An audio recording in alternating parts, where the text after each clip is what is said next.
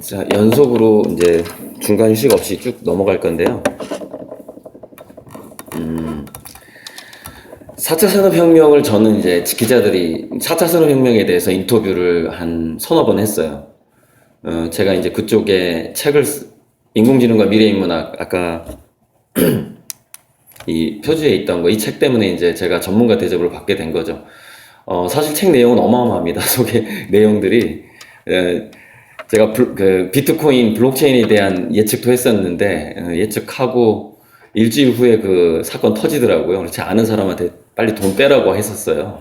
뭐 그런 비트코인의 운명에 대한 것이 저 책 서문에 또 쫙 나가요. 그러니까 서문만 읽으면 이제 핵심이 다 끝나는 그런 건데, 이제 인문학이 더 중요해질 수밖에 없는 게 4차 산업혁명이, 과거에 로마 귀족 사회로 바뀌는 거랑 비슷한 겁니다. 그러니까는 인간 노예 시대가 있었고, 이제, 지금 노예 해방이 됐다라고 얘기를 하잖아요. 근데 실질적으로, 월급을 받으면서 노예 생활을 한다고 느끼는 사람들이 지구상에 굉장히 많습니다. 그러니까 무슨 얘기냐면은, 그것이 농노라든가 용병 이런 것들이 아직 안 끝났어요. 단지 그 매개가, 그 권력이, 그 매개가 국가의 힘이 아니라 경제, 그러니까 자본으로 넘어왔을 뿐인 것이죠. 그러니까 지금도 계속 노예들은 많은 상태인 겁니다, 이 지구상에.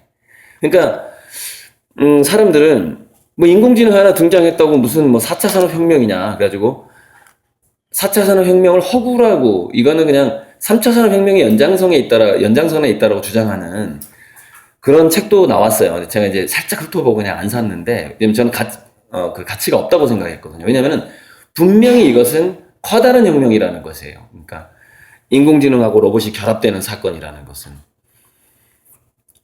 지금 중국의 천망이라는 프로젝트가 있거든요. 천망. 그러니까 하늘의 그물이라는 뜻이에요. 하늘의 그물. 근데 이제 인공지능이 빅데이터를 파악하는 능력이 지금 어디까지 왔냐면요. 공항에 이제 사람들이 이렇게 입국을 하잖아요. 그럼 100명의 신원을 동시에 파악합니다. 얼굴을. 누군지 다 알아버려요. 그러니까, 그게 또 SNS 기록까지 전부 다 인공지능이 파악을 하게 돼요. 이미 2012년경에 사람의 얼굴을 알아보는 능력을 인공지능이 능가하기 시작했어요. 그러니까 훨씬 몇 배 능가해요, 몇 배. 그러니까 또 이런 실험도 있어요. 이 눈만 딱 사진을 찍어요, 눈만. 여기 이제 입 없어요. 우리가 이제 무섭거나 슬프거나 할 때 얼굴에 온 근육을 사용하잖아요. 그런데 눈만 이렇게 사진을 찍어서 다양한 표정을 지어요, 그 사람이. 눈만 딱 보여주고 인공지능한테 이 사람이 지금 슬픈 표정인지 화난 표정인지 기분 나쁜 건지 모멸감을 느끼고 있는 건지 역겨운 건지를 알아맞추라 그래요. 인공지능이 다 알아맞춥니다. 눈만 보고. 여기만 보고. 지금 그 정도로 과거의 패턴 인식의 영역, 그러니까 통찰적인 영역은 인간들이 훨씬 잘한다고 안심해 왔어요. 그러니까 바둑이야, 뭐 수학적인 거 아니야. 그런 거는 뭐 당연히 컴퓨터가 잘하겠지라고 생각을 했는데, 이제는 인간들이 더 잘했던 영역을 거의 다 이제 쫓아왔고요. 지금 남아 있는 게 비유법과 은유법을 잘 사용한다거나 이 정도가 아직 인간의 영역으로 남아 있고요. 그 다음에 인공지능이 이해하지 못하는 게 뭐냐면은 저런 짓을 왜 할까를 이해를 못해요. 그러니까 인공지능은 어떤 목적을 두고 발달이 됐거든요. 생산적이어야 되고 뭔가 건설적이어야 되고, 자기가 어떤 인공지능이 전원을 꼽아주면은 자기가 좋은 일을 해야 된다고 생각을 하는 거예요. 그런데 우리 인간들 보세요. 자학도 하고, 그죠? 자살도 하고, 도저히 말도 안 되는, 자기한테도 이익이 안 되고 타인한테도 이익이 안 되는 그런 이상한 짓들을 하잖아요. 인공지능이 이걸 이해를 잘 못한다는 겁니다. 그러니까 이제 그게 굉장히 인문학적인 영역인데, 아직은 이제 그렇게 뭐 아주 자기와 타인을 파괴하는 정도로 그런 이상한 짓을 하는 사람들이 있긴 한데, 이제 바로 그런 부분들을 인공지능이 미연에 방지해주게 돼요, 나중에. 그러니까 범죄가 불가능한 사회가 돼버리는 거죠. 그러니까 범죄가 불가능해지고, 과거에 그렇게 월급 받고 노예 생활을 했던 존재들이 전부 다 이제 태양광 전기를 받고 돌아가는 인공지능 로봇으로 바뀌어버리게 되는 거죠. 그러니까 태양광 전기는요, 기본적으로 공짜가 될 수밖에 없는 상황이고요. 그게 아무튼 워낙에 굉장히 많은 에너지를 우리가 지금 받아서 쓰지 못하고 있는 상황이에요, 지금. 그래서 나중에 왜 사막에서도 물 문제가 왜 해결이 되냐면, 여러분 테슬라 자동차가 사하라 사막인가 어딘가에다가 기가 팩토리라고 자동차 공장을 만들었죠, 공장을. 근데 사막을 왜 우리가 쓸 수 있게 되냐면은 공기 중에서 물을 채취하는 기술이 나오거든요. 그리고 공기 중에서 그 수증기를 이미 나왔어요. 예, 이미 기술이 나왔고, 제 책에도 들어가 있어요, 그게 이제 수증기 포집 기술이라고 그러는데, 이미 나와 있고. 공기 중에서, 그러니까 아무리 사막이 건조하다 그래도요, 그 20% 정도의 수증기가 있어요, 공기 중에. 그걸 물로 만들어요. 그러면은 이제 외부에서 다시 수증기가 이렇게 보충이 되는 것이죠. 그러니까 무한대로 사막에서 물을 만들 수 있는 상황이거든요. 그렇게 이제 과학기술이 좋아지면 모든 게 이렇게 바뀌는데, 그 중에서 가장 많이 바뀌는 것이 이제 인간들에게 가장 큰 충격을 주는 것이 이제 일자리 충격이죠. 일자리 충격. 그래서 이제 이렇게 되면 이제 계속 스토리텔링으로 가게 되는데, 어쨌건 제가 보통 이렇게 공무원들을 상대로 할 때 맨 처음에 얘기하는 인사 하나를 빼먹었어요. 그게 뭐냐면은, 저는 이제 이렇게 지금 현재 이렇게 그림을 그리는 화가인데, 우리 지도 교수님이 저한테 이제 다이아몬드 원석이라고 칭찬을 해주시면서, 너는 나이 50살 될 때까지 절대 돈 벌 생각을 하지 말고 공부하고 예술만 해라 이러더라고요. 그러니까 이제 세계적인 작가가 될 거다라고 이제 보신 거죠. 실제로 이제 제가 이제 뭐 이렇게 직장을 잡지 않았어요. 그래서 주로 이제 공공시설, 국가 인프라를 많이 활용했죠. 그게 도서관이잖아요. 그죠?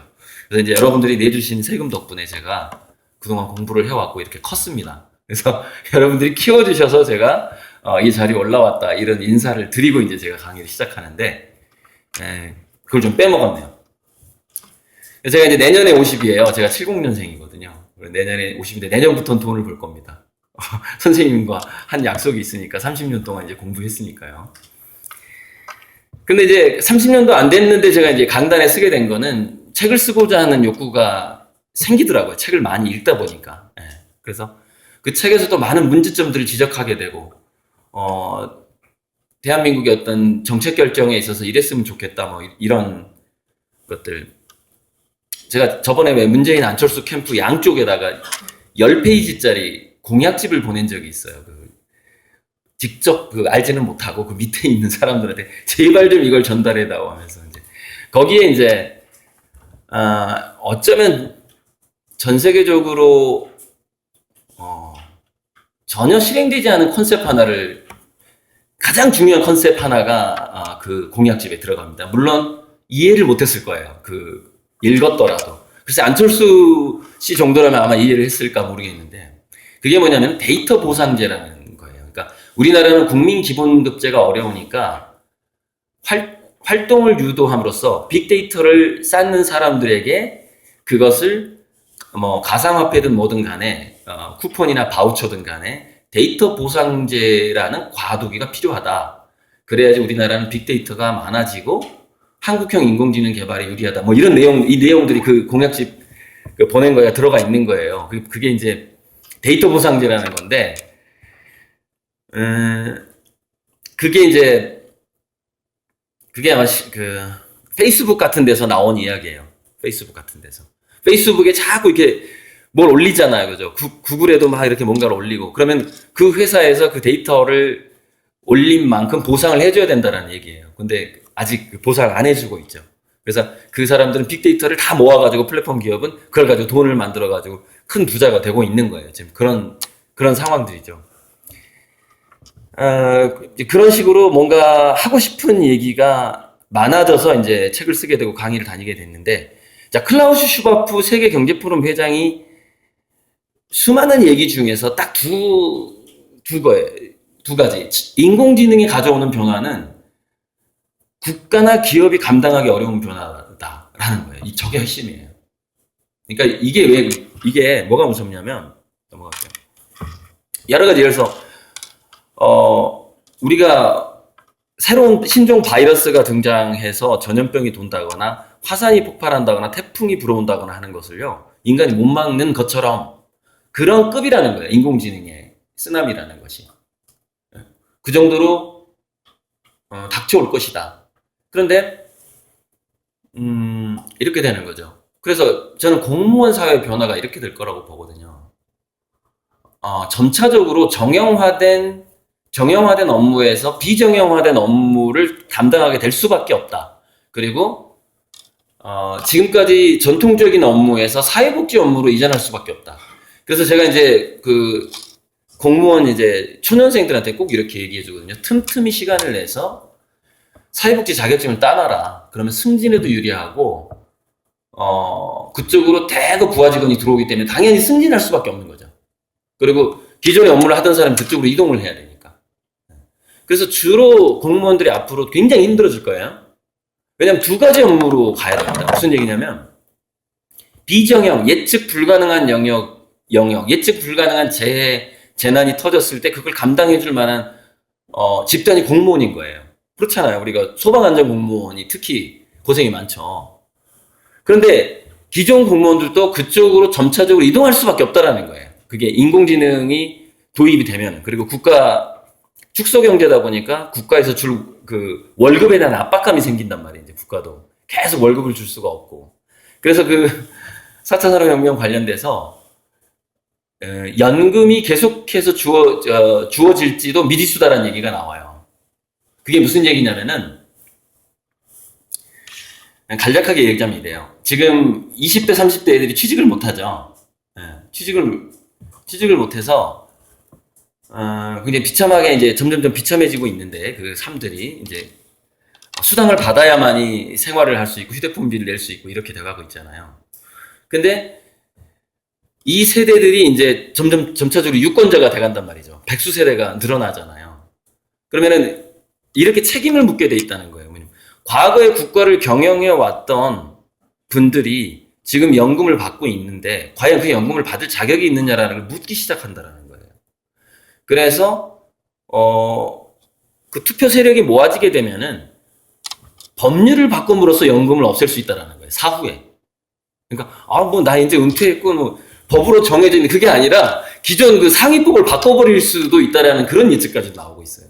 그러니까 그 정도로 인공지능의 쓰나미는, 물론 꼭 지금 20살, 30살, 20대, 30대가 인공지능 때문에 다 실업자가 된 건 아니지만 축소경제도 있긴 하지만 실제로 컴퓨터 때문에 실업률이 올라가는 것도 사실이에요. 자동화 때문에. 그런 어떤 굉장한 것들이 온다 이거예요. 그래서 플랫폼 기업의 미래라는 책을 쓴 사람이 괜찮은 비유를 하나 들었는데, 그게 뭐냐면은 디지털 사다리와 아날로그 해자가 있다. 그러니까 우리가 국가적으로 막을 수 없는, 우리 미세먼지 우리 한국이 막을 수가 없잖아요. 중국에서 날아오니까. 이런 것들. 인공지능의 발달도 막을 수가 없고, 초국적 기업, 거대한 다국적 기업이 그걸 가지고 들어오기 때문에, 그러니까 아마존 같은 게 한국에 들어오는 걸 막을 수가 없는 거죠. 뭐 롯데마트나 이마트가 막을 수 있는 규모가 아니거든요. 아마존이 지금 구글하고 지금 경쟁할 정도로 지금 커버렸어요. 예전에 책 팔던 회사였는데, 책 팔던 회사였는데 그 책 파는 사람들이 데이터를 모으기 시작하더니 그렇게 성장을 해버렸죠. 그러니까 4차 산업혁명 시대의 원유는 빅데이터다라는 얘기가 있거든요. 그 데이터가 갈수록 그 집단의 인공지능이 영리해지면서 더 수많은 사람들에게 더 친절해져 버리는 거예요. 그러니까 인공지능이 영리해진다라는 것은, 지금 스피커폰 경쟁이 있잖아요. 스피커폰을 많이 깔수록 그 회사가 생존할 가능성이 올라가요. 그러니까 스피커폰을 그 각 가정에 이렇게, 요즘에는 대화로 TV 켜줘, 농담 좀 해줘 이러잖아. 내일 날씨 어때 이렇게 물어보잖아요. 그러면 대화로 해주잖아. 근데 그 대화 자체가 데이터가 되기 때문에 그 회사로 들어가게 되면서 그 회사의 인공지능이 영리해지는 그런 방식이거든요. 그래서 지금 완전히 뭐냐면은 인공지능 춘추 전국 시대라고 보시면 돼요. 근데 이제 마지막에 이제 인공지능 삼국지가 열릴 거 아닙니까? 그게 구글의 알파고하고 아마존의 왓슨하고 아마존의 알렉사, 지금 알렉사가 있죠. 그 다음에 IBM의 왓슨하고 구글의 알파고하고 알렉사, 이렇게 3파전이 셋이서 막 세력을 키워가다가 결국에 하나로 통합될 거예요. 근데 이제 미래 그 통합될 인공지능의 성능은 어느 정도 되냐면 70억 명의 인구를 동시에 서비스가 가능하죠. 그러니까 인공지능 하나, 그 통합된 인공지능 한 대가 한국에 있는 A라는 사람한테는 A의 모든 역사를 다 알고 있어요.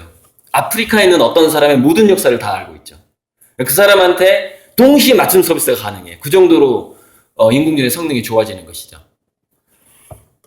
그래서 지금 현재 나와 있는 컴퓨터의 미래 2045년경의 인공지능의 성능은 몇 조 배 정도로 성능이 뛰어나더라고요. 몇 백만 배가 아니에요. 몇 조 배. 상상을 초월하는 그 쓰나미가 지금 몰려오고 있는 거고, 이걸 막을 수가 없어요. 그 누구도. 이건 완전 지구가 멸망해야지 막을 수 있는 거예요. 막을 수가 없는 거죠. 자, 아날로그 해자에 대해서 좀 말씀드릴게요. 자, 그러면은 우리 한국 같은 경우에는 전 세계 인공지능 특허의 3%밖에 없는 국가인데, 어떻게 그 쓰나미를 막고 피해를 최소화할 수 있는가? 라는 측면을 이제, 우리나라는 기업이 그걸 대비할 수가 없어요. 왜 그러냐면은, 이런 거예요. 그러니까, 미국 같은 대기업은요, 1년에 1,500조 정도를 쓸걸요, 아마, 구글 같은 데가. 그러니까 우리나라가 400조 예산이잖아요. 우리나라 예산보다 더 많은 투자와 월급을 주고 뭐 이렇게 하는, 그리고 보유액을 가지고 있는 다국적 기업만 한 20개 돼요. 미국, 유럽 이런 데 가면. 그러니까 우리가 국가 순위를 매기잖아요. 근데 국가 순위에는 기업의 규모가 빠져 있어요. 그래서 우리가 9위 뭐 이렇게 하잖아요. 그렇지 않아요. 경제 규모로 봐버리면은요, 한국 위에 20개가 더 들어옵니다. 기업이 들어와야 돼요. 이런 식으로.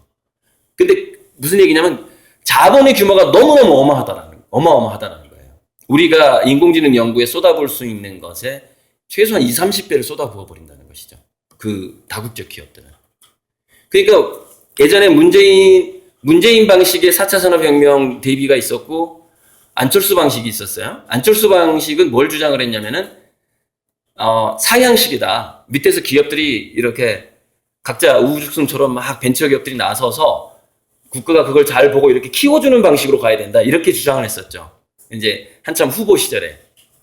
근데 이제 문재인 대통령은 아니다. 정부에서 이끌어가야 된다. 이렇게 주장을 했었죠.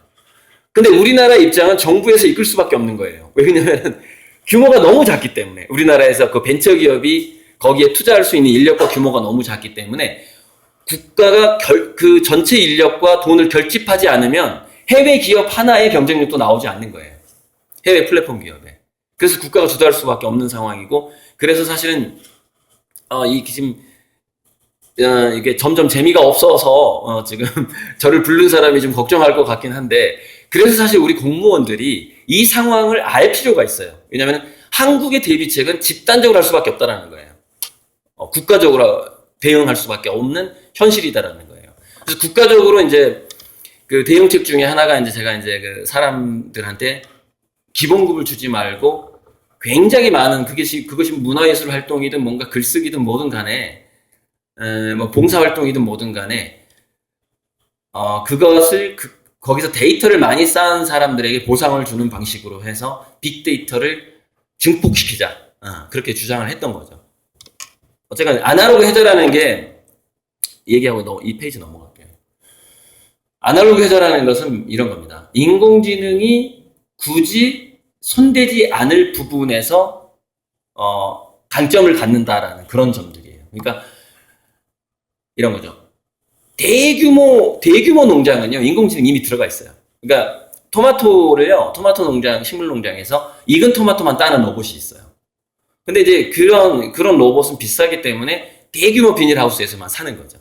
그러면은 한 1-2년 동안 토마토를 따게 하면은 인건비로 빠져요. 그 로봇의 비용이. 근데, 우리나라 같은 경우에 그래서 소규모 농업인데 전라북도랑 너무 지금 이게 지금 현실이 맞아 떨어져가지고, 소농인데, 특수작물, 계속해서 유전자를 연구하든지 종자 개량을 한다든지 해서 그런 걸 굉장히 많이 늘리는 게 한국형 디지털 해자에 해당할 수도 있어요. 그리고 또 하나는 뭐냐면은 인공지능은 도대체 인간은 왜 저런 짓을 하는지 모르겠어 라고 하는 그게 보통 어디에가 좀 많냐면은 매니아라고 부르는 보통 그 덕후들이라고 그러죠. 계속 뭐 한 가지만 막 계속 이렇게 파고 취미 활동을 하는 그런 인구들 있잖아요. 그러니까 그런 인구들을 의도적으로 좀 양성할 필요가 있어요. 근데 이게 저는 공무원 내에서도 그런 사람들이 많이 나와줬으면 좋겠고, 그래야지 나중에 이제 그런 사람들을 볼 수 있는 안목이 생기잖아요. 후원해줄 수 있고. 근데 나중에 제가 이제 이게 이제 굉장히 중요한 한국형 디지털 해자인데, 넘어가고 나서 이제 할게요. 디지털 해자인데 이렇게 되는 거예요. 미래의 돈이 부익부 빈익빈이 굉장히 극심해지는데, 그래서 한 곳에 너무 돈이 몰리다 보면은 그 돈을 가진 사람은 그 돈에 대한 욕구라든가 의미를 느끼기가 힘들어요. 왜냐면 쓸 수가 없으니까. 쓸 수도 없이 쌓이는 돈이니까. 그래서 그것을 정부에 주거나 기부하거나 하는 형태로 마인드가 돌아가게 됩니다. 실제로 미국 부자들은 그렇게 하고 있죠. 막 90%, 99% 기부하겠다. 빌 게이츠는 50% 기부를 했고, 마크 저커버그는 99% 기부하겠다. 자기는 1%만 갖겠다라는 거예요. 이런 식으로 됩니다. 그러니까 우리나라에서도 소수가 우리나라에서는 그 부자가 어디서 나올 확률이 높냐면요, 게임 산업에서 나올 확률이 가장 높습니다. 한국이 그게 강점이 많기 때문에. 그러니까 빌 게이츠 정도의 부자가 한국에서는 게임 산업에 나올 확률이 커요. 그래서 예전에 뭐 12시 셧다운제 뭐 이런 거 있었잖아요. PC방. 그런 거 할 때 사람들은 우려했죠. 아이들이 그 게임 중독된다고 할까봐. 그런데 그거 셧다운 잘 안 되잖아요. 그러니까 게임 산업을 국가적으로 포기를 못 하는 거예요. 왜냐하면 장기적으로 이걸 보는 사람들이, 아는 사람들이 있기 때문에 그래요. 그러니까 나중에 우리가 바이오에서도 앞서가지 못하고 인공지능 로봇에서도 앞서가지 못하고 자동차 산업 다 죽고 이랬을 때 한국의 경제를 이끌어줄 만한 게 게임이더라는 거예요. 그래서 그걸 포기하지 못하는 겁니다. 그래서 콘텐츠 진흥원이라는 게 인터넷 진흥원에서 가장 많은 돈을 쓰고 있는 데가 게임 산업입니다. 거기에 어떤 뭔가 우량주가 거기에 있기 때문에 이제 그런 측면이 있는 것이죠. 그런데 이런 게임들이 온라인과 오프라인에서 굉장히 다양화되고 다각화되거든요. 그래서 이제 공무원 입장에서는 그것을 이렇게 생각해 보면 돼요. 우리가 이제 대한민국의 우후죽순으로 뭔가 축제가 많아진다라고 불만을 제기한 사람이 있었는데, 그건 그렇지가 않아요. 굉장히 많은 축제들이 생겼다가 실패하고 이것을 많이 해야 되는 상황이에요. 사실 한국은. 그게 디지털 해자예요. 축제 실험을 해야 된다는 것이죠. 각 지역에서. 그것은 좀 적은 돈으로. 그래서 물론 이제 시장이나 군수들이 실패하면은 이렇게 또 재선 안 될까봐 두려워하긴 하는데, 어쨌건 그런 생각을 우리나라 같은 경우는 공무원들이 하지 않으면은 그것을 대신 해줄 만한 기업이 없어요. 그러니까 규모가 큰 기업이 없다 보니까. 아무튼 그런 걸 한번 그러게 우리 한국형 디지털 해자가 될 수 있다. 인공지능 시대에. 그 말씀을 드리고 싶고, 바이오 같은 경우에는 제가 이거를 유발 하라리 있죠. 유발 하라리가 호모데우스라는 책을 썼는데, 제가 그것을 엄청나게 비판을 했어요. 그러니까 유발 하라리 책에서는 세 가지 개념이 없어요. 분자생물학적인 개념, 즉 지구상의 미생물의 생태가 얼마만큼 복잡한 건지에 대한 개념이 없고, 또 하나는 블록체인에 대한 개념이 없어요. 전 지구가 하나의 두뇌로서 묶인 이후에 어떤 변화가 일어날 것인가에 대한 개념이 없어요. 또 하나는 양자 컴퓨터에 대한 개념이 없어요. 양자 컴퓨터는 지금 컴퓨터 인공지능보다 거의 몇 조 배 정도 성능의 양자 컴퓨터가 지금 계속해서 개발되고 있다라는 점. 이 세 가지가 지구의 변화를 가장 많이 가져오거든요. 거의 98% 정도를 가져오게 돼요.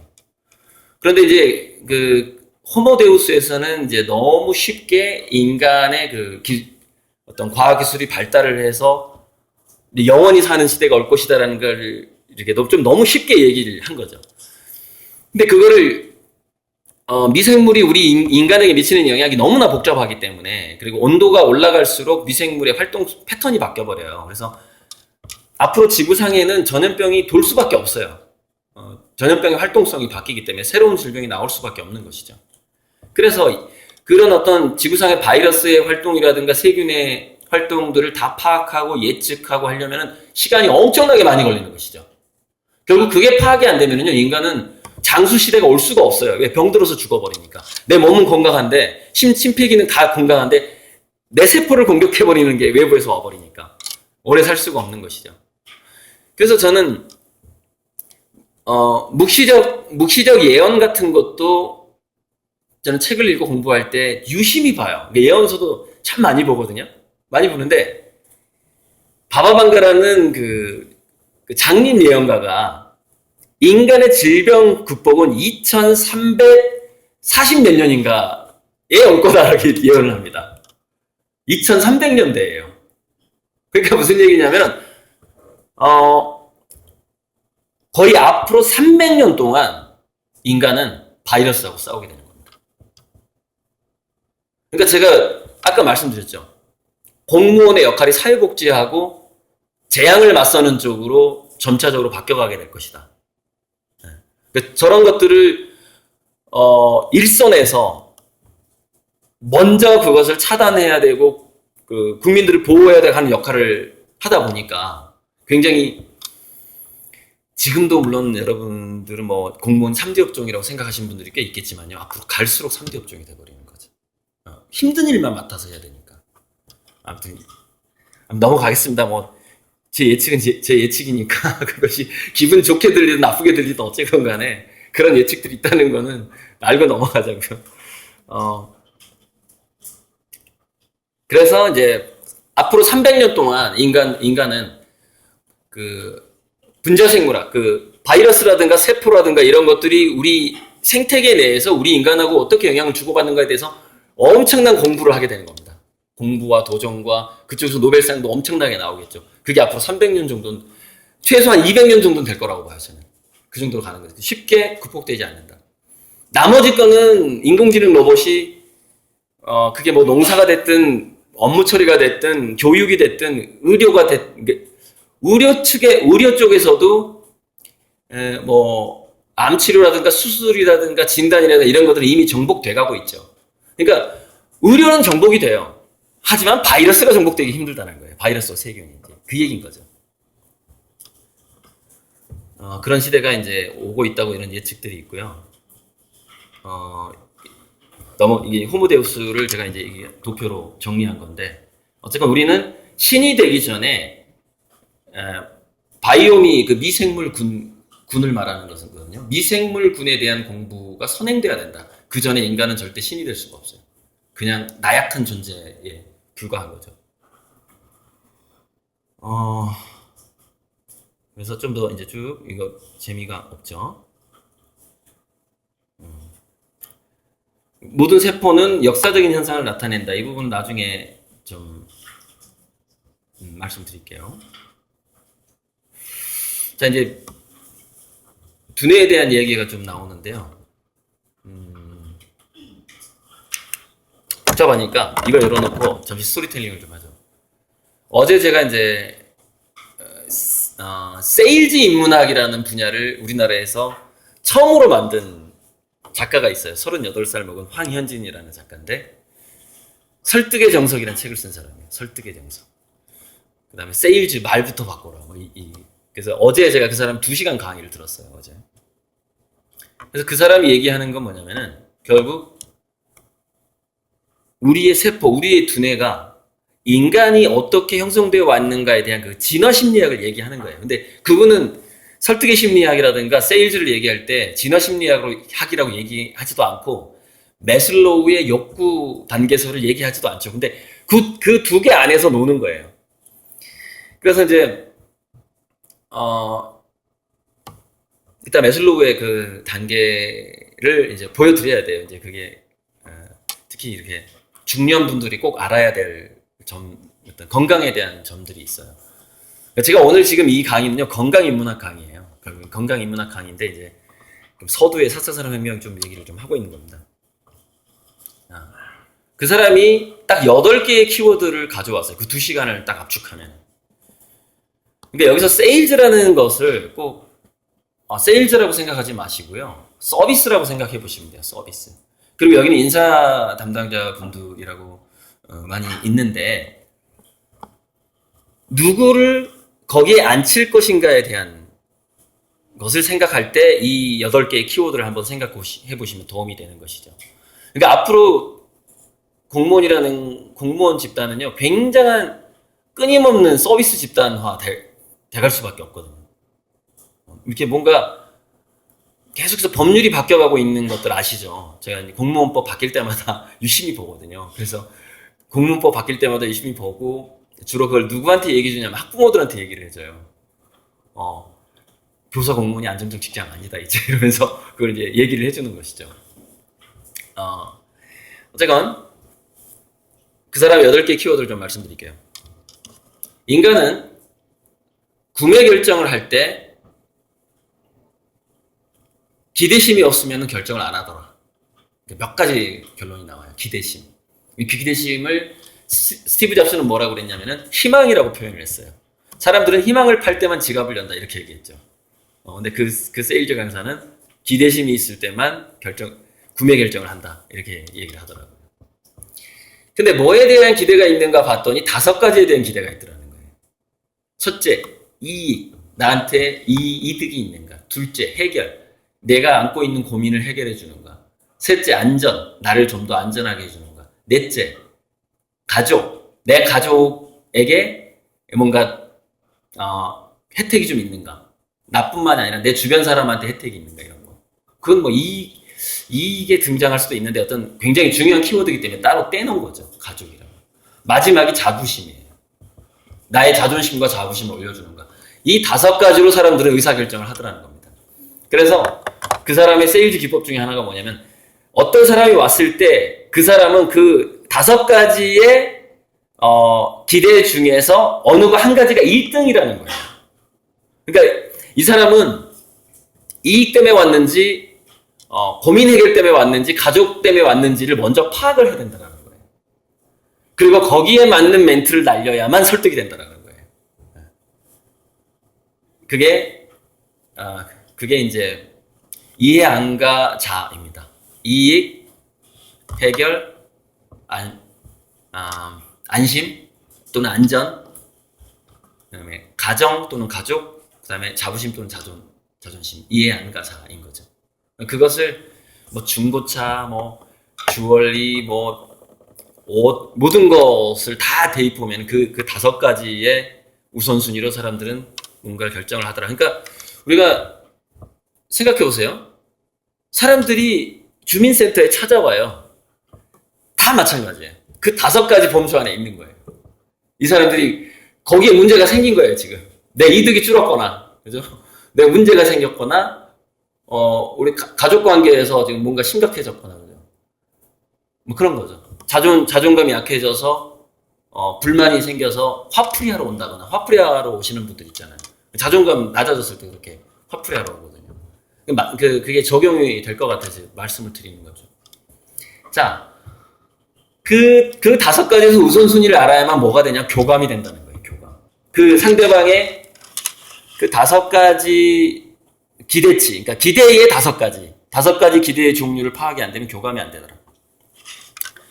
그 다음에 이제 그 공감을 통해서 확실하게 어떤 세일즈 또는 뭔가 의사결정, 그 다음에 협상, 설득이 주어지는데 어떤 도움이 되는, 결정적으로 도움이 되는 이제 3가지 행동을 얘기해 주는데 그게 첫 번째가 이제 미소고, 2번째가 선물이고, 3번째가 경청이에요, 경청. 그 사람 대화라고 얘기하는데 3번째가 경청이죠.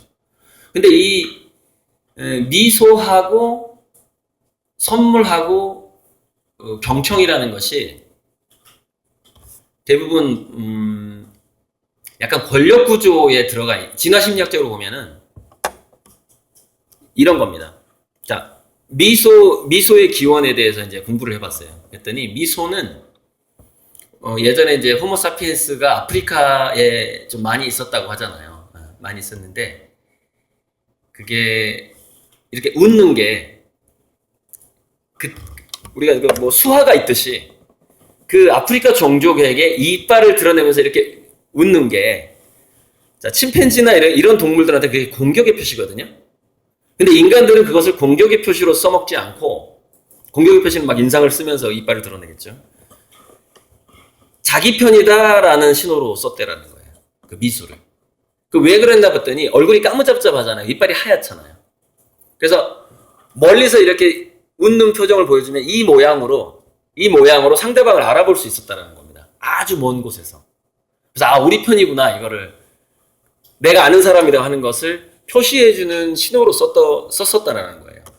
그래서 그 미소를 보여줬을 때 사람들은 그 굉장히 오랜 기간에 우리의 관습이 있단 말이에요. 호모사피엔스한테 쌓여있는. 그래서 웃지 않는 사람은 내 편이 아닌 걸로 인식을 합니다.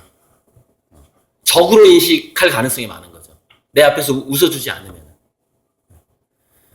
그러니까 그게 미소가 가지고 있는 진화심리학적인 어떤 핵심이죠. 선물은 뭐냐면은 내가 사냥감이 생기고 뭐 산속에 들어가서 뭐 딸기를 많이 따고 하면 너한테 나눠줄게라는 거 신호인 거예요. 선물을 주면 나는 절대 이익을 나 혼자 갖지 않아. 너한테 줄 거야. 그러면 이거는 그 상대방한테는 두 가지죠. 얘가 나의 부하 직원이거나 친구이거나, 그죠? 그러니까 처음에 웃으면은 나 당신 편이야, 나 적 아니야. 그다음에 선물을 딱 주면은 나는 당신한테 계속해서 이득을 줄 사람이야. 이제 이 신호를 주는 거예요. 이렇게. 그게 이제 설득하는 그 3대 키워드 중에 세 번째가 경청이잖아요. 대화. 이야기를 들어주는데 여기서 핵심이 있어요. 여자들은 예전에 보면은 대화를 통해서 집단 내에서 권력 관계를 형성을 합니다. 그러니까 수다를 통해서. 지금도 그래서 이제 여자분들이 그게 남아있는 거예요. 그래서 어떻게 대화를 해야지 상대방이 나를 더 좋아하고 나를 더 신뢰하고 하는 것을 본능적으로 여자들이 더 잘 알고 있어요. 그래서 여자들이 공격 대상을 공격하는 방법은 말로 공격을 합니다. 말과 거짓말로 공격을 해요. 평판을 나쁘게 하는 방식으로 공격을 합니다. 남자들은 그렇게 진화하지 않았어요. 남자들은 주먹이 먼저 나가도록 진화가 되어 있어요. 그게 이제 사냥 문화와 채집 문화의 차이점이죠. 그리고 아이들을 키우고 한 곳에서 머물면서 대인관계를 하는 것과 돌아다니면서 유목민처럼 사냥을 해야 되는 그 남자와 여자의 차이죠. 그래서 여성들은 본능적으로 대화를 할 때 경청의 자세가 몸에 장착이 돼 있다는 겁니다. 그러니까 여자들은 끄덕임하고 눈빛, 이거 입 벌려주는 거 이렇게, 어머, 이거 이게 완전히 본능화돼 있다는 것이죠. 여성들은. 그래서 굳이 교육할 필요가 없대요. 그냥 이렇게. 근데 이제 꼭 교육해야만 하는 사람들이 공무원 집단에 많기는 해요. 왜냐면은 생각해보세요. 공무원 되려면 공부를 열심히 했어야 되잖아요. 시험 봐야 되잖아요. 그죠? 그러면은 그 책에 좀 몰입을 했어야 하잖아요. 근데 원래 책에 몰입되는 두뇌가 타인에 대한 공감 능력이 약한 거랑 또 이렇게 비례를 해요. 같이 가요. 그러니까 여자라고 해서 다 그렇게 하는 게 아니라 교사 집단하고 공무원 집단은 그 본능이 좀 약한 여성들이 많다고 보시면 되죠. 왠지 좀 불친절해 보이는 느낌. 이렇게 애교가 좀 없어 보이는 것 같은. 왜냐면 그게 공부를 잘하는 두뇌가 그렇게 연결이 돼 있기 때문에 그렇습니다. 그래서 이제 여성분이라 할지라도 좀 되게 의식적으로 경청의 방법을 연습할 필요가 있는데, 그 방법은 뭐냐면은 딱 한 가지 키워드를 알려주더라고. 비법. 입을 닫고 있지 말라는 거예요. 상대방이 얘기할 때 입의 표정이 가장 중요하다는 겁니다. 상대방을 내가 설득시키고자 할 때, 그러니까 상대방을 누그러뜨리고, 민원인이라고 칩시다. 민원인을 누그러뜨리는 데 있어서는 이렇게 대화를 들으면 안 되는 거예요. 일단 입의 자세가 기본 자세가 이거. 입이 계속 열려가지고 이 표정을 상대방한테 보여줘야 된다는 거예요. 그래서 이제 감탄사, 이거 콧소리, 감탄사 이거를 계속 해주면 상대방이 이 사람은 완전히 내 편이다. 이제 처음에 미소가 이제 문을 열고, 선물은 이제 지속적인 친구 관계를 만들고, 마지막에 오 해버리면은 그게 어떻게 되냐면은 마치 내 자식 같은 거예요. 상대방이 그렇게 경청을 해줘 버리면 그 정도로 상대방한테 우호적으로 바뀌어 버립니다. 심리가. 그래서 경청의 키워드는 이렇게 상대방이 입을 쳐다본다거나 눈을 쳐다본다. 우리 그렇게 배웠잖아요. 그러니까 저도 이제 이거 배우고 나서 어제 강의 듣고 나서 그 전까지는 다 아는 거였어요, 제가. 그러니까 뭐 미소에 뭐 진화심리학적인 진화 이거 다 알고 있잖아. 미소 당연히 그렇지. 선물 뭐 당연하지. 그리고 뭐 이익, 안정, 가족, 뭐 해결, 뭐 자부심, 당연하지. 다 알고 있었거든요. 근데 마지막에 이 사람이 그 한마디에 제가 충격을 좀 받았죠. 왜? 제가 그러지 않았거든요. 그렇게 안 살아왔었거든요. 입을 다물고 듣는 편이에요, 저는. 상대방 얘기를. 근데 입을 열면서 표정을 바꿔가면서 콧소리와 감탄사를 내면서 들어주면 상대방 완전히 무너진다는 겁니다. 내가 파는 걸 다 산대요. 심지어는 성능이 떨어져도 산대요. 성능이 떨어져도. 그러니까 타사 제품, 그러니까 저 사람이 파는 거하고 내가 파는 게 성능이 떨어져도 이게 이렇게 그렇게 경청을 해주면 들어주면 이 표정을 이렇게 반응해주면서 들어주면은 그걸 산다는 겁니다. 야, 제가 결정적으로 그거 하나를 배웠죠. 그래서 우리 엑기스만 제가 전달을 해드린 겁니다. 엑기스 8가지 중에서 맨 마지막에 가장 제가 많이 배웠던 부분입니다. 자, 넘어갈게요. 이제 중간에 잠시 쉬었고요. 자, 방금 제가 한 것과 연결된 얘기를 하는 게 아무래도 이해가 쉬울 것 같아서 내가 그거를 이게 좀 암울한 이제 이 일자리의 미래 같은 거 이렇게 유엔 미래 보고서에서 나와 있는 머지않아 인류는 월급이 종말한다라는, 그러니까 전부 다 프리랜서화 된다 막 이런 책들이 많이 나왔었어요 예전에. 무료화되는 것들이 계속해서 무료화되고 나중에 음식, 주거, 의료, 음식까지 다 무료화된다는 거예요. 교육, 지능, 전기, 시중은 서비스, 주거, 의료, 음식까지 전체 저 순서대로 이렇게 무료화돼가는 거죠. 지금 이미 교육이 무료화된 건 아시잖아요. 일단 유튜브에 있는 콘텐츠를 배우려고 해도 시간이 부족해서 못 배워요. 거기 지식이 워낙에 많이 쌓여있기 때문에. 그런 방식으로 온라인은 무료화가 되어 있는 거죠. 일단 넘어가고요. 제가 매슬로우를 안 가져왔나? 살짝, 가져왔네. 이게 이제, 아까 그 세일즈라든가 설득의 기법과 관련된 거예요. 그게 이제 생리 욕구, 안전의 욕구, 소속감의 욕구, 자존감의 욕구, 인식의 욕구.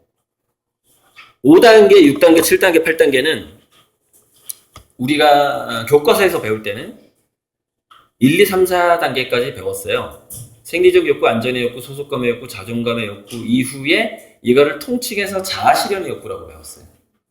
근데 매슬로우가 말년에 이걸 4단계로 다시 분리를 해요. 자아실현에는 다시 4단계로 이루어진다. 이렇게 분리를 한 거죠. 그게 인식의 욕구, 미적인 욕구, 자아실현의 욕구, 마지막에는 자기 초월의 욕구로 간대요. 자기 초월의 욕구. 기부활동이라는 게 여기서 이루어집니다. 기부활동. 그러니까 돈을 왕창 벌게 되면은 그게 심리가 자기 초월로 가요. 이게 과연 내 돈이냐, 이게 내 돈인지 네 돈인지 감각이 없는 거예요. 그냥 다 내줘야 되겠다 이렇게 되는 거예요. 그 정도로 좀 성공을 하셨으면 좋겠어요. 그 돈에 대해서 초월할 정도로 나중에 오래 사시는 시대니까 은퇴하고 나서 은퇴하기 전에 이렇게 뭔가를 준비를 하신다면 그럴 수도 있겠죠. 저런 자기 초월의 욕구까지. 자, 그런데 그래서 아까 그 아까 뭐 5가지 기대 있죠. 뭐 안전이라든가 문제 해결이라든가 이런 것들이 다 이 안전, 소속감, 자존감 이 3가지 욕구에 다 들어가 있는 거예요.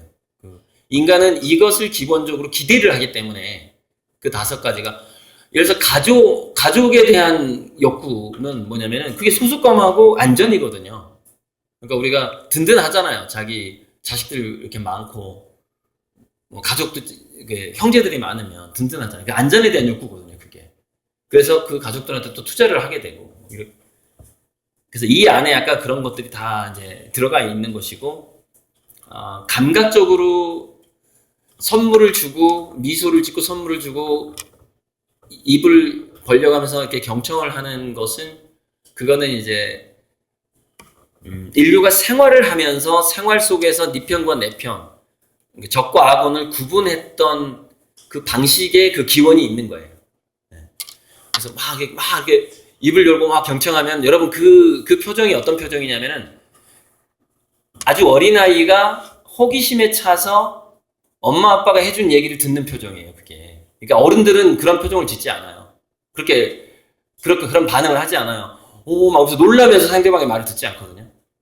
근데 그거를 처음으로 접하는 어린아이들이 그 보여주는 표정이란 말이에요.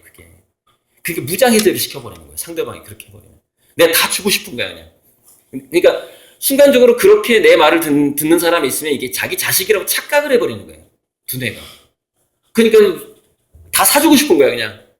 좀 안 좋은 조건의 보험이라도 막 사주고 싶고 이렇게 돼버리는 이제 그런 효과가 있는 것이죠. 그 이제 생활 방식에서 나온 거예요. 그것은 마지막에 설득의 필살기는 생활 방식에서 나온 거고 이거는 우리 인간이 가지고 있는 어떤 욕구고 생활과 조금 관련돼 있긴 하지만 조금 다른 차원인 것이죠, 이게. 자, 근데 여기서 제가 여러분들한테 오늘 이 강의가 건강인문학이니까 건강인문학 강의에서 제가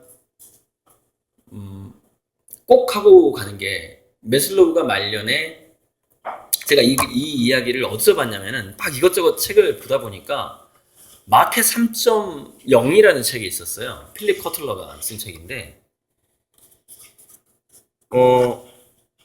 필립 커틀러가 그 책에다 그렇게 얘기를 해놓은 거예요. 전 좀 마케팅 책에서 제가 매슬로우 얘기를 읽으리라고 정말 상상도 못했는데 매슬로우가 죽기 전에 말년에 친구한테 이렇게 얘기했다는 얘기가 나오는 거예요. 어떻게 얘기를 했느냐? 내가 피라미드를 잘못 그린 것 같아 이랬다는 거예요. 그러니까 이제 나이가 들고 하다 보니까 뭔가 또 깨달음이 이렇게 오잖아요. 그리고 사람들 사는 걸 보니까 자기가 젊었을 때 학술적으로 연구하던 결과가 그게 아니구나라는 그런 깨달음이 한 가지 온 거죠. 피라미드를 거꾸로 그렸어야 했는데 라는 말을 남깁니다. 죽기 전에 매슬로우가. 그래서 제가 피라미드를 거꾸로 그려봤어요. 그 매슬로우의 한을 제 강의로 한번 풀어줘 보려고. 자, 이게 언제 어떻게 되는 거냐면 이렇게 해석이 되는 겁니다. 이건 우리가 일상생활을 할 때 어떤 스트레스의 상황 있잖아요. 스트레스 상황은 근본적으로 자기초를 하지 못하기 때문에 스트레스가 많이 쌓이는 거예요. 그러니까 뭐냐면은 유럽의 엄마하고 동양의 엄마, 한국, 일본, 중국의 엄마하고 북유럽 엄마 또는 미국의 엄마하고 이 사람들의 두뇌를 fMRI로 속에 집어넣어놓고 영상을 보여줍니다. 어떤 영상을 보여주냐면은 자기 자식이 놀이터에서 약간 위험하게 노는 영상을 보여줘요. 이게 이제 뇌과학 실험, 심리학 실험 중에 하나 있었어요. 그래서 이제 두뇌가 막 활성화가 되는데 유럽 엄마, 미국 엄마, 한국 엄마의 뇌 반응이 다르더라는 거예요. 어떻게 다르냐면은 두뇌는 거울 유론이라는 게 있는데 그 상대방이 뭔가 이렇게 표정을 짓고 하면 우리가 이렇게 표정이 같아지고 기침 같은 것도 전염이 되고 그러잖아요. 두뇌가 이렇게 서로 연결이 되어 있는 측면이 있단 말이에요. 그래서 특히 엄마와 그 자식 간에는 얼마나 많은 연결이 돼 있겠어요.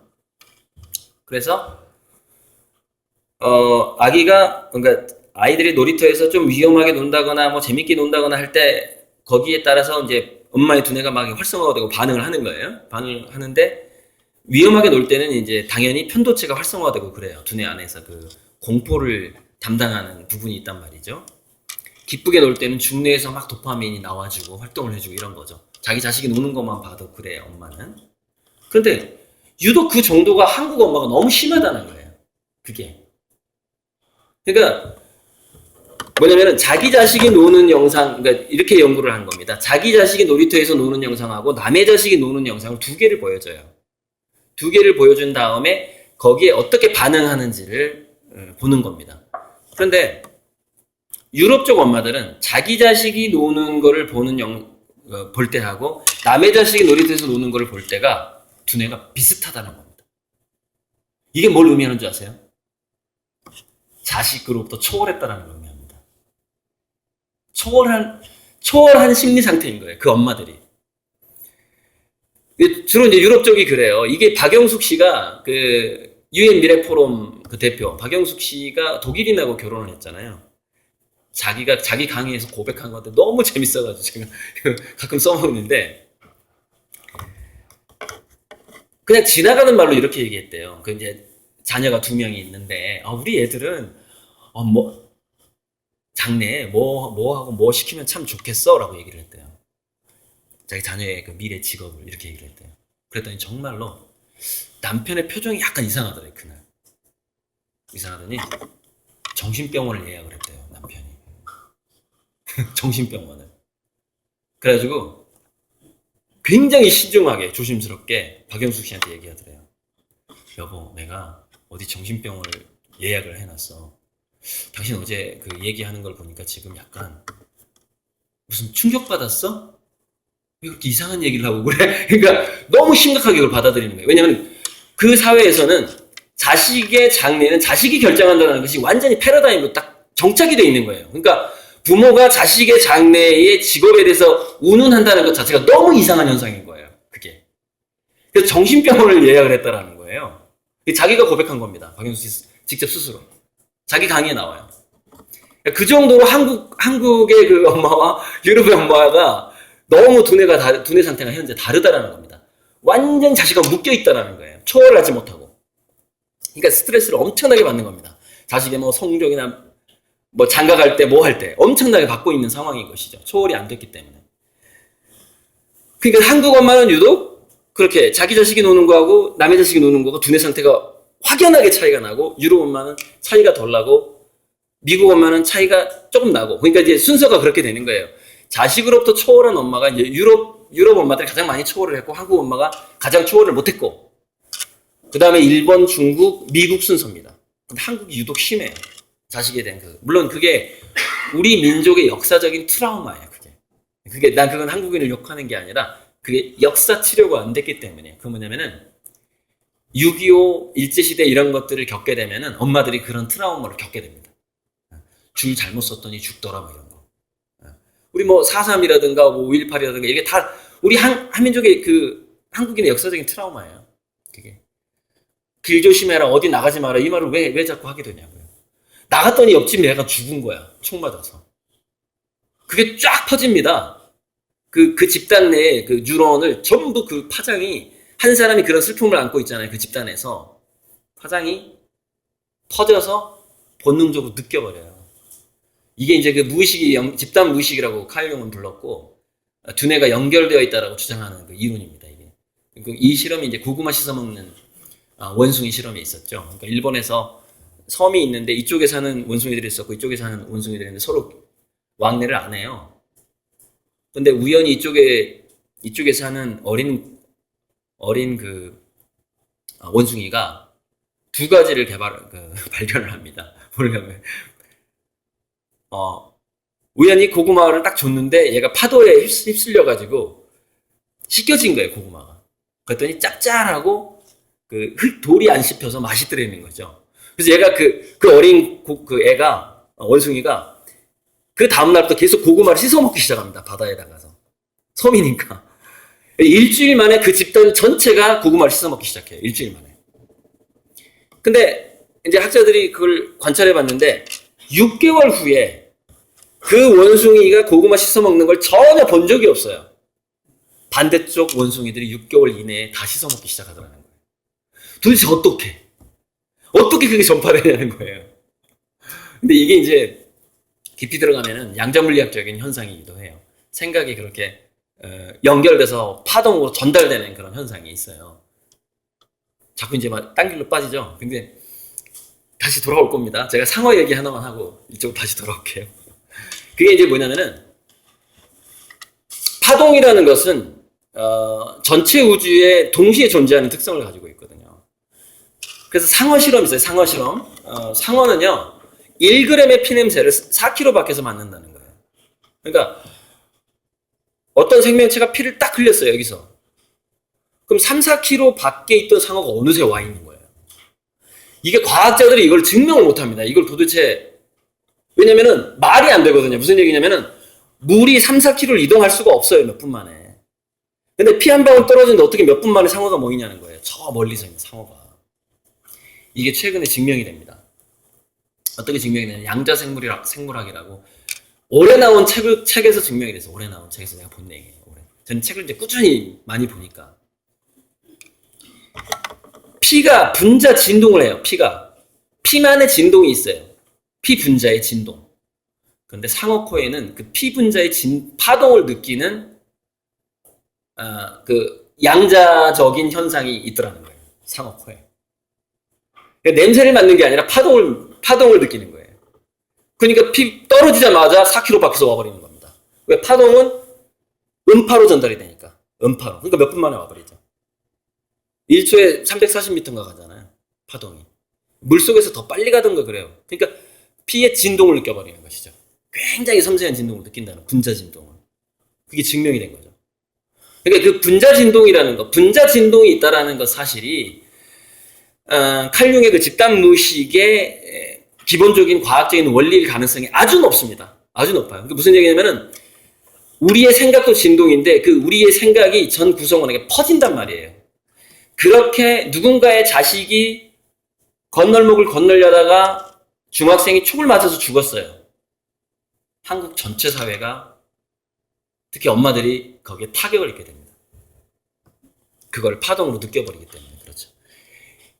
그래서 이게 역사적인 트라우마라는 거예요. 한국에 그런 역사적인 트라우마가 깔려있기 때문에 바로 그 놀이터 실험, fMRI 놀이터 실험에서 남의 자식이 놀 때하고 내 자식이 놀 때는 너무 걱정을 많이 하는 거예요. 내 자식이 놀 때는.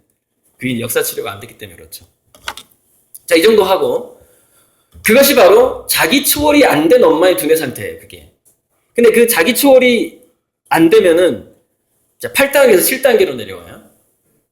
자아 실현이 잘 안 되더라는 겁니다. 자, 여러분 생각해 보세요. 자나깨나 자식 걱정하는 엄마가 있었어. 그 엄마가 세계적인 예술가가 되고 뭐 자기 그 직장에서 뭔가 업무 성과를 내고 그게 가능하다고 보세요? 거의 불가능하죠. 직장을 그만두죠. 그죠? 그 애가 걱정이 돼가지고 온통 퇴근할 때까지 온통 머릿속에 애가 학원은 제대로 갔나 이 생각 안 떠나죠. 네. 요즘은 그렇게 위험한 사회는 아니니까 그죠? 학원은 제대로 갔나 이거 지금 혹시 게임하고 있지는 않을까 이거 그죠? 그러니까 그것이 일종의 집착인데 집착을 통해서 초월이 안 된 두뇌는 자아 실현을 왜 못하냐면 자아를 찾는 것 자체가 불가능해요. 자아라는 그 감을 느낄 수가 없어요. 자기 그 두뇌 자체가. 그 상대방으로부터 그 자식이 됐든 누가 됐든 그 초월적인 어떤 인문학적인 어떤 경지가 없으면은 자아를 찾지 못하기 때문에 자아 실현이 불가능하고 그렇게 묶여 있다라는 점, 자아 실현에 대해서 노력하지 않는다는 점에서 이렇게 돼요. 생리적 안전, 경제적인 안전, 그 다음에 비교 우위, 이런 것들에 신경을 더 많이 쓰게 돼요. 그러다 보니까 이 6단계 미적인 욕구라는 것으로 넘어가지 못한다는 거예요. 미적인 욕구. 미적인 욕구라는 것은 쓸데없이 어떤 분야에 오버하는 것이거든요. 더 정교하게, 더 잘하고자 하는 욕구거든요. 근데 이것은 자기 주변과 어떤 그 두뇌가 초월적인 상태가 아니었을 경우에는 그쪽으로 넘어가기가 상당히 힘들어요. 그러니까 우리 선생님이 저한테 너는 앞으로 30년 동안 돈 벌 생각하지 말고 공부하고 예술만 해라고 했던 이유가 뭐냐면은 역사상 위대한 과학자와 위대한 예술가의 공통점이 있습니다. 제가 두 사람의 예를 들거든요. 현대미술의 아버지라는 듀샹이라는 사람이 있어요. 그 다음에 과학계에서는 진화론의 그 찰스 다윈이 있어요. 철학계에서는 누가 있냐면 비트겐슈타인이라는 사람이 있어요. 이 철학과 예술과 과학계에서 이 세 사람의 공통점이 뭐냐면은 자기 부모가 그 대륙에서 손가락 안에 드는 부자였다는 사실입니다. 손가락 안에 드는 부자. 비트겐슈타인이 어느 정도 부자였냐면은 자기 부모님이 식사를 할 때 그 배경음악으로 브람스가 와서 연주를 했대요. 그러니까 세계적인 음악가를 밥 먹을 때 옆에서 연주하게 했대요. 그러니까 무슨 얘기냐면 귀족 중에서도 엄청난 귀족이었어요. 귀족 중에서도. 찰스 다윈이 왜 배 타고 막 이렇게 갈라파고스 가고 막 친구들이랑 놀고 어떻게 할 수 있었냐면 너무 부자였던 거예요, 집이. 직장을 잡을 필요가 없어요. 너무 부자였어요. 마르셀 듀샹도 마찬가지입니다. 듀샹이 왜 그림 그리다가 막 병기 갖다 놓고 뭐 병기 뭐 자기 거 아니고 자기 그 애인 여자친구 거였는데 나중에 편지에서 밝혀지죠. 지금 교과서 다 바꿔야 되는데 아직 못 바꾸고 있는 거예요. 막 그렇게 그 미술계를 왜 막 흔들어 버리냐 이거예요. 돈 걱정을 전혀 안 하는 거예요. 그 무슨 얘기냐면은 먹고 사는 거에서 초월한 상태에서 저 미적인 욕구가 완성을 합니다. 보통 먹고 사는 거에서 완전히 초월해 버려야 돼요. 그래야지 미적인 욕구가 상당히 수준으로 올라가게 되는 겁니다. 자, 그러면 스티브 잡스 같은 사람이라든가 뭐 저 같은 굉장히 빈민층 사람들, 그럼 어떻게 미적인 욕구를 개발해 왔느냐는 거죠. 의도적으로 가난하다는 것을 잊기 위해서 노력을 합니다. 그걸 느끼지 않기 위해서 노력을 하는 거죠. 그러니까 생활 습관을 전혀 돈을 안 쓰는 방식으로 산다거나, 그렇죠. 그 다음에 부자인 친구들 아예 안 만나버려요. 비교되니까 아예 안 만나. 그러니까 두문불출. 안 만나는 거예요. 그래서 자기 두뇌를 내가 먹고 살기 힘들다는 개념을 완전히 없애야 돼요. 그래야지 예술, 철학, 과학이 가능하거든요. 그 콘텐츠에 깊이 빠지는 게 가능하거든요. 그러니까 이제 우리 선생님이 저한테 왜 너는 돈 벌 생각을 하지 말라고 했냐면은 빈민층이 돈 벌려고 생각해 보세요. 얼마나 고생을 하겠어요. 야, 내 친구는 자본금 5억 부모가 팍팍 대주는데 난 500만 원도 없어가지고 뭐 이 생각 안 하겠어요? 그죠? 머리가 완전히 그 비교하는 머리, 주변에 계속 끄달리는 머리로 바뀌어버려요. 미적인 추구가 절대 안 됩니다. 그래서 이제 전 그렇게 저 자신을 이렇게 보호해온 거죠. 보호해오는데 보호법 중에 하나가 있었어요. 참 비참한 얘기인데 저한테 누군가가 너는 왜 그렇게 사니? 라던가 또는 야 너는 S대까지 나와가지고 왜 이렇게 가난하냐? 라던가 야 심지어는 이런 경우도 있었어요. 친한 후배 와이프가 그 후배가 이제 S모 그룹의 간부예요. 저한테 이제 소고기를 사주면서 지나가는 말로 이렇게 얘기하는 거예요. 우리 아내가 형 되게 싫대. 그래? 난 다른 이유가 있는 줄 알았어요. 그래? 왜 싫어하는데 가난해서 싫대. 이러는 거예요. 소고기 먹으면서. 야, 제가 30년 동안 들었던 얘기 이게. 그래서 제가 이제 그런 얘기 들으면 저는 어떻게 저를 보호하냐면 그 사람하고 안 만나버려요. 절교해버립니다. 전혀 그런 얘기 안 하는 사람만 만나요. 그러니까 무슨 얘기냐면 만났을 때 철학 얘기하고 과학 얘기하고 예술 얘기하는 사람만 만나요. 그런 사람이 없다 그러면 책만 봐요. 그냥. 완전히 거기서 떠나고 싶은 거예요. 그 생활고에서. 그걸 잊기 위해서 엄청나게 노력을 했던 거죠. 자, 그렇게 미적인 욕구가 생기게 되면, 그 초월적인 욕구가 있으면 미적인 욕구가 생기고, 그게 없으면 자아를 찾지 못하기 때문에 자실은 자체를 못하게 돼요. 초월을 하지 않으면. 자, 그럼 더 아름답게 하려고 그러면 우리가 공부를 해야 되거든요. 아름답게 하는 방법을 찾아내야 되거든요. 그러니까 우리가 사무행정, 공무원 일을 더 아름답게 하려고 하면 그 방법이 돼서 오늘 또 공부하셨잖아요. 그죠? 좀 전에 굉장히 어렵더라고요. 뒤에서 들었는데, 와, 저런 걸 공부하는 두뇌는 얼마나 괴로울까, 막 뒤에서. 저 책 보면서 굉장히 저는 괴로웠는데 이제 그 강의를 안 들으려고 노력을 했죠. 노력하고 막 내 책만 봤죠. 이렇게 물 마시고 화장실 왔다 갔다 하면서 너무 괴로울 것 같더라고요. 진짜 제 개인적인 입장에서는 인식의 욕구가 안 생긴다는 거예요. 자기가 더 아름다워지고자, 그러니까 자기가 좀 더 고수가 되고자 하는 욕구가 없을 때 사람은 공부할 맛이 안 난다는 겁니다. 그러니까 인식을 안 하게 되는 거예요. 근데 재밌는 게 5단계에서 4단계로 넘어가는 겁니다. 사람은 자, 이제 인식의 욕구가 사라져서 더 이상 자기 개발을 안 해. 안 하면 어떻게 되냐면 지속적으로 자존감이 떨어져 버리게 됩니다. 그러니까 원래 자존감은요, 기본적으로 이 25살이 넘으면 떨어지게 돼 있어요. 특히 여기서 한 가지 어떤 안타까운 게 있는데 미인일수록 더 빨리 떨어진다는 겁니다. 자존감이. 얼굴이 예쁠수록. 그래서 거의 그 40대까지 미녀 소리를 들었던 사람이 50대가 되면 거의 자살 충동을 느낄 정도로 그래서 막 병원에 가서 에스트로겐 주사 맞고 막 수술하고 막 박근혜 알죠? 집어넣고 막 하잖아요. 근데 이거에 단점이 있어요. 유방암하고 각종 암의 확률을 높여버려요. 자궁암, 유방암. 왜? 에스트로겐은 50대 이후 여성에게 자궁암과 유방암을 유발하는 첫 번째 인자거든요. 호르몬 주사 같은 게. 그러니까 원래 안 이뻤던 여자들은 스트레스가 심하지가 않아요. 주름살이 있다 하더라도 자기는 미녀라는 소리를 들어본 적이 없어. 그래서 주름살을 딱 이렇게 하회탈, 이렇게 안 이뻤던 여자를 딱 웃으면 하회탈, 인상 참 좋으시네요. 주름살의 곡선이 참 아름다워요. 이런 자존감이 올라가, 나이 들수록. 안 이뻤던 여자들은. 근데 이뻤던 여자들이 이게 반대가 된다는 겁니다. 빨리 포기하셔야 돼. 이뻤던 분, 여기 이쁘신 분들 너무 많은데, 절대, 무슨 얘기냐? 나이 먹어서도 나는 미녀 소리를 듣겠다는 걸 빨리 포기하셔야 돼요. 이거 안 그러면 이거 자아실현 못 합니다, 이거. 큰일 납니다. 병 걸려요. 나이 들수록 포기하셔야 되고. 그래서 자존감의 욕구가 왜 낮아지냐면요. 기본적으로 자존감은 우리 체내에 있는 도파민의 양이 만들어냅니다. 도파민. 근데 도파민은 24세, 25세를 정점으로 쭉 떨어지게 돼 있어요. 그래서 나이가 50살이 되면 25세에 50%로 떨어져요. 70대가 되면은 25세에 20%로 떨어집니다. 5분의 1이 돼버려요.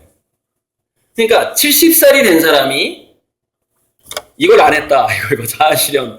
미적인 욕구와 인식의 욕구, 즉 쉬운 얘기로 인문학 공부를 전혀 안 했다. 나이 70이 됐는데 그러면 거의 상처받은 원숭이라고 보시면 됩니다. 상처받은 원숭이. 예. 언제 폭력을 행사할지 굉장히 유치한 행동을 하게 돼요. 게다가 전두엽의 능력이 떨어지게 되거든요. 전두엽의 능력이. 그래서 그런 것들이 사실 인문학적인 그 문화가 부재하고 고령화 사회가 된다는 것은요, 굉장히 위험해요. 노인 범죄율이 급증하게 됩니다. 노인 범죄율이. 다행히 이제 우리는 CCTV라든가 빅데이터 수집이라든가 사전에 범죄를 방지해주는 기술이 지금 좋아지고 있기 때문에 일본에서 나타나는 현상이 한국에서 나타나지 않을 거예요. 그러니까 일본은 인공지능하고 이런 어떤 감시망이 충분히 발달하기 전에 고령화 사회가 먼저 왔죠. 그래서 일본에서의 노인 범죄율이 굉장히 높아요. 사회적인 문제, 고독사하고 노인 범죄가. 근데 우리나라는 이제 그게 첨단 기술이 방어를 해주고 20년의 갭이 있기 때문에 그래요. 20년의 갭이 있기 때문에. 그래서 일본하고 우리나라하고 차이가 나는 게 굉장히 많아요. 지금 일본의 청년들은 실험률이 거의 없어요.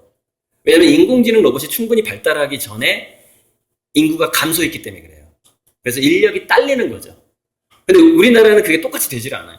우리나라는 자동화가 충분히 온 이후에 그 저출산 세대가 20살이 됩니다. 그 저출산 세대가 2005년생인가 그렇죠 아마 중심이. 그러니까 몇 년 후잖아요. 저출산 세대가 사회에 나왔을 때는 원래는 다 취직이 돼야지 맞아요. 그게 일본에서 그랬어요. 근데 우리나라는 불행하게도 2005년생이 사회에 나왔을 때는 자동화가 너무 많이 된 상태가 돼버리는 거예요. 그러니까 지금 실업률이 높은 거랑 그냥 똑같은 상황으로 가는 거죠. 일본하고 한국의 차이예요, 이게. 굉장히 여러분들 할 일이 참 많아질 거예요. 자, 계속해서 가자면은 자존감이 이제 떨어져요. 그렇게 도파민이 떨어지다 보니까 그리고 그 도파민을 대체해줄 만한 다른 긍정적인 호르몬이 없는 거야, 이 사람은. 공부도 안 했지, 뭐 세로토닌도 없지, 뭐 이러니까. 이 위에 있는 자아실현, 미적인 욕구, 인식의 욕구, 이게 뭐냐면 새롭게 도파민을 나오게 해주고 해마에서 계속 새로운 뉴런을 만들게 해준단 말이에요. 그래서 치매에 안 걸린 사람들의 두뇌를 조사해 보니까 망가진 세포는 똑같더래요. 치매 걸린 사람하고 치매 안 걸린 사람이. 뉴런이 사라진 부위는 똑같더라 이거예요. 근데 치매 안 걸린 사람은 어떤 상태냐? 새로운 뉴런이 자라서 그 기능을 대신해 주더라는 것이죠. 끊임없이 운동하고 공부해야 되는 이유가 뭐냐면은 인간은 해마에서 계속해서 뉴런을 생성합니다. 생성해서 여기는 지금 그 그림이 없는데 뇌과학 강의가 아니다 보니까 그래서 새롭게 형성된 뉴런이 밧줄을 타고 해마에서 대뇌피질로 밧줄이 있어요. 방사선 이렇게 밧줄이 있어요. 그래서 지금 과학기술이 정말 거기까지 발달한 거예요. 뉴런 줄기세포가 그 줄을 타고 이렇게 달팽이가 이렇게 이런 거 빨래줄 같은 거 이렇게 식물대에 올라가는 형상이랑 완전히 똑같아요. 뉴런이 스스로 움직이면서 그 방사선에 줄을 타고 올라가가지고 대뇌피질에 특정 기억이 꼭 필요한데 자리를 잡습니다. 근데 굉장히 급한 경우, 그러니까 내가 이걸 꼭 기억해야 되는 경우에는 원래 새로운 뉴런을 해마에서 만들어내요. 노인들도 만들어냅니다. 지금 다 바뀌었어요. 뇌과학이. 최신형으로 다 바뀌었어요. 운동하고 공부하면 다 만들어냅니다. 그래서 급하면 뉴런 자체가 새로운 뉴런을 이렇게 새끼치워버린대요. 이걸 내가 꼭 기억해야 될 필요가 있었을 때, 장기 기억화 시켜야 될 필요가 있을 땐 뉴런이 거기서 다시 또 뉴런을 만들어내버린다는 거예요. 이 두 가지를 살아있는 한 이 두 가지가 계속됩니다. 해마에서 뉴런을 만드는 게. 그러니까 나이 드셨다고 절대 포기하면 안 됩니다. 네.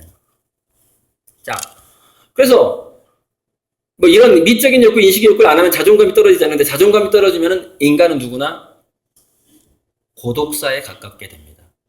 무슨 얘기냐면 자존감이 떨어지면 대인기피증이 생겨버려요. 소속감. 무슨 얘기냐면 상대방이 나를 친구로 생각해 주지 않을 거라고 기대를 해버리는 거예요.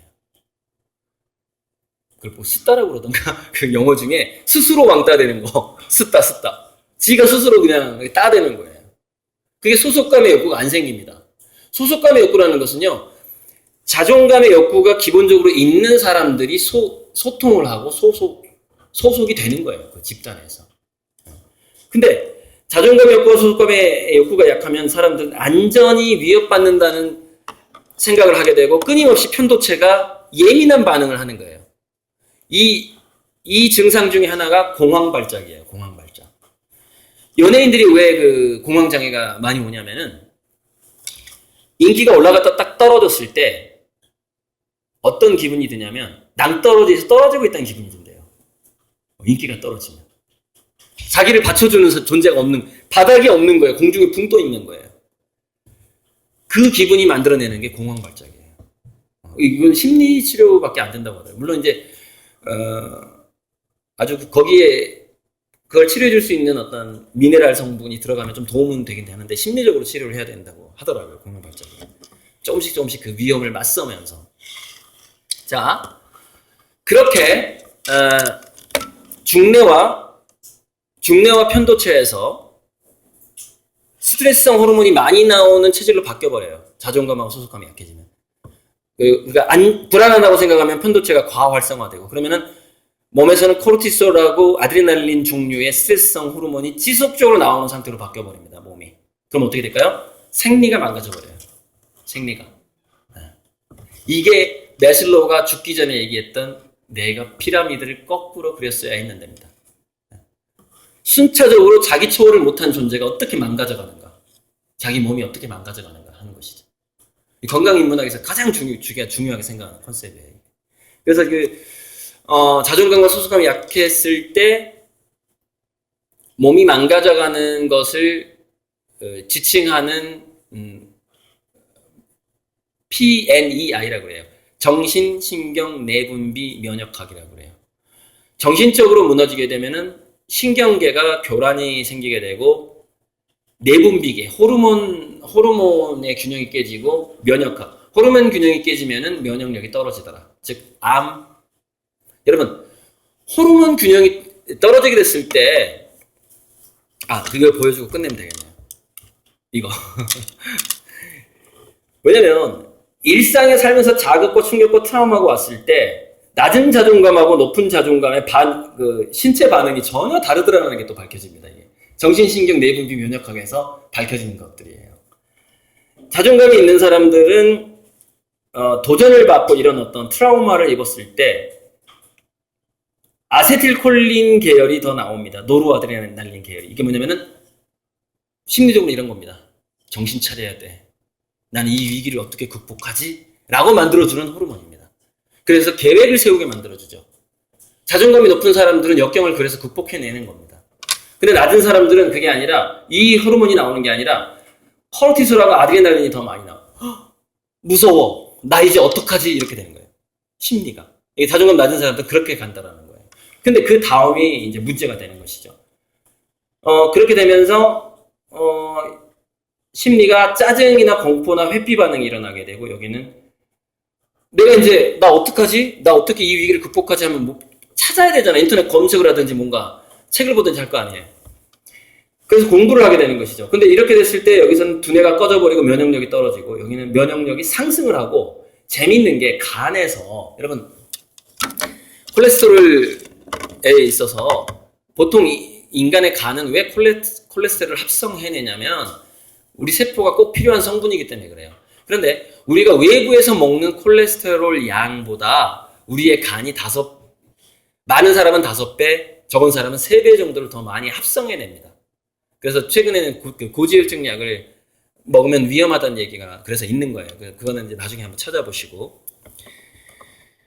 그래서 무슨 얘기냐면은 간에서 이쪽 자존감이 낮은 사람들은 스트레스를 받았을 때 간에서 저밀도 지방, LDL을 더 많이 생성을 하더라는 거예요.